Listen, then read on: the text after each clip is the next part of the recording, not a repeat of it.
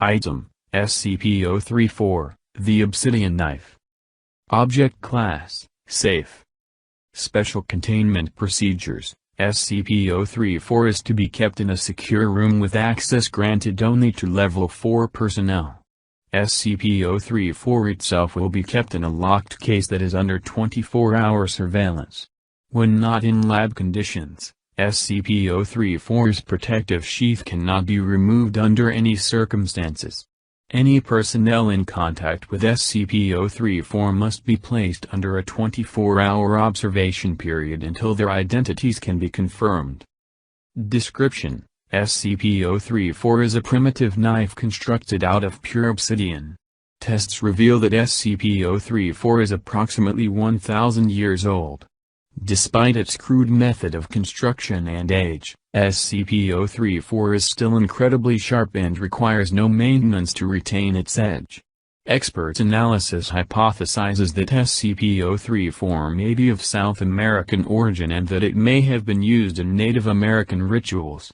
Several accounts from Spanish conquistadors exploring the region support this hypothesis, with detailed writings on how priests would flay their victims alive with similar knives and wear their skin as a tribute to their gods. SCP-034 has the ability to allow its bearer to take on the appearance of another individual.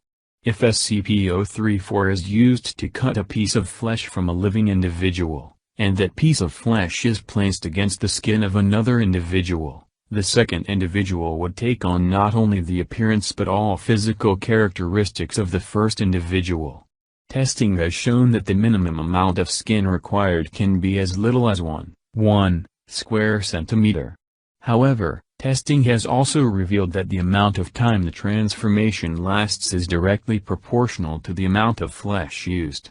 The ratio of time the transformation lasts to flesh used has been measured at approximately 1 hour for every square centimeter used.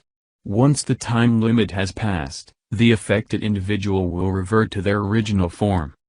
Analysis of SCP-034's ability shows that its method of mimicking another individual is nearly flawless.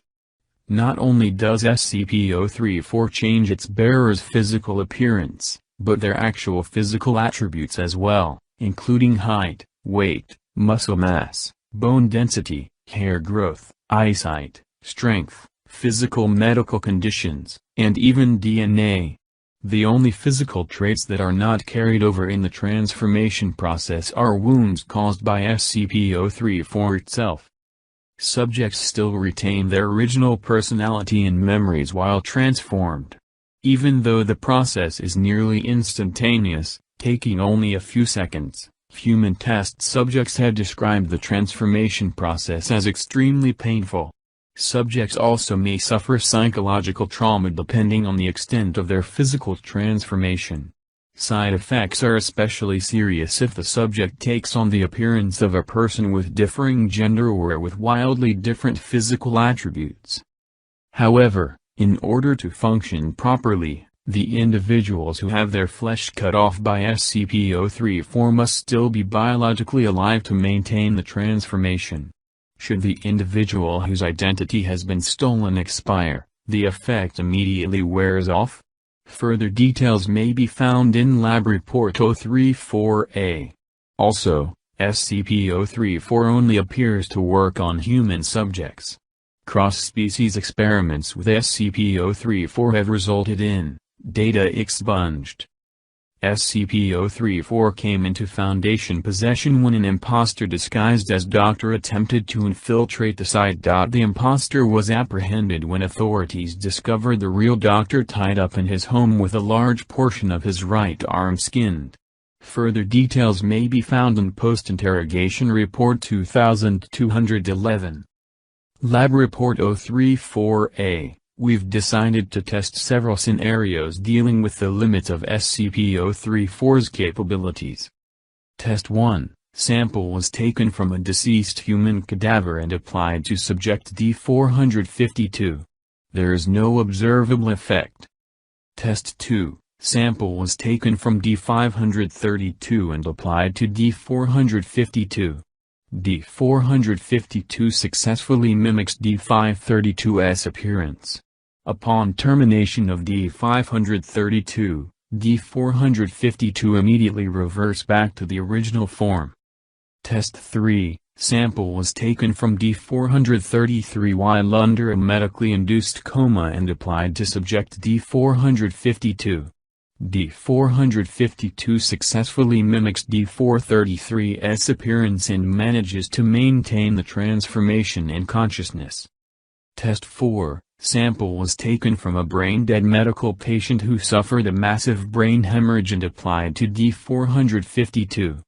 D-452 successfully mimics the patient's appearance but immediately loses consciousness upon transformation. D-452 does not regain consciousness until the transformation period expires. D-452 retains no memory of the event. Test 5. Sample was taken from D-625, who suffered a broken arm due to a confrontation with security staff. D-452 successfully mimics D-625's appearance, including the broken arm. D-452's broken arm is remended when the transformation period expires. Test 6. Sample was taken from a terminally ill medical patient and applied to D-452. The patient's terminal illness was caused by an inherent genetic defect. D-452 successfully mimics the patient's appearance as well as the patient's illness. Both the terminally ill patient and D-452 expire at the same time, after which D-452 reverts back to the original form. Test 7. Sample was taken from a chimpanzee and applied to D-466. D-466 experiences rapid growth of hair across their entire body. There are otherwise no other significant physical or physiological changes.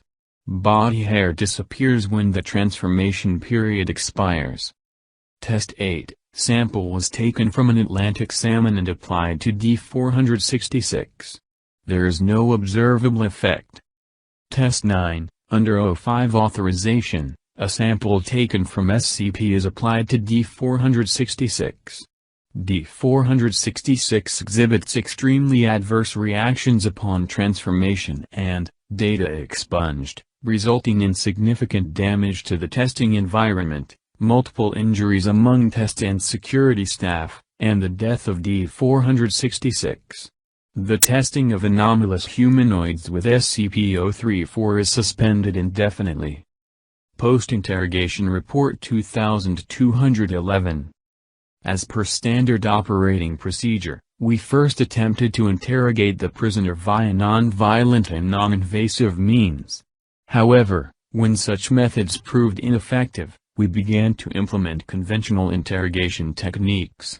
While partially successful, we deemed it necessary to use SCP, SCP, and SCP. We managed to learn the following facts. The prisoner had extensive knowledge of the existence of the Foundation and its inner workings. The prisoner had extensive knowledge on other SCP-related agencies and groups. The prisoner was not acting under any official capacity from any government agency. The prisoner obtained SCP-034 and instructions on its operation from an unknown benefactor. The prisoner was given very specific instructions to infiltrate site and maintain his position until further notice. The prisoner had enough samples of Dr. to stay within site for days. Regrettably, the prisoner did not survive interrogation. Agent